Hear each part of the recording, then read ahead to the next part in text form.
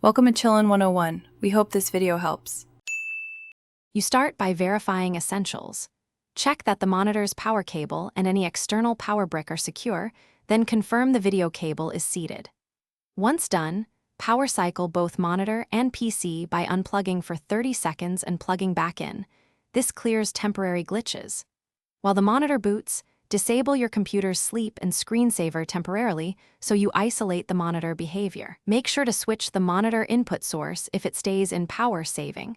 Sometimes it's on the wrong input and thinks there's no signal. Next, use the monitor OSD buttons to dig into input source and power save options.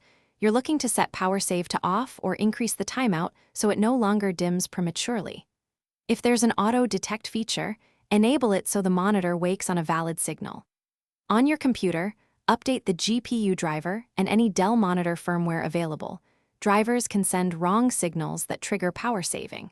If problems persist, swap in a different cable or connect the monitor to another computer to rule out the source device.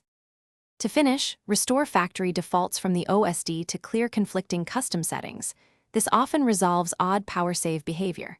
Inspect the power adapter and cable for heat, frayed wires, or loose connectors.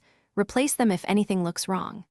After resetting, reconnect and confirm the monitor wakes reliably. If the monitor remains stuck in power saving, try a known good PC and record the monitor model and service tag before contacting Dell support. One key troubleshooting tip: swapping the cable or testing another source quickly isolates whether the monitor or the signal source is at fault. Thanks for watching. Consider subscribing if we helped you.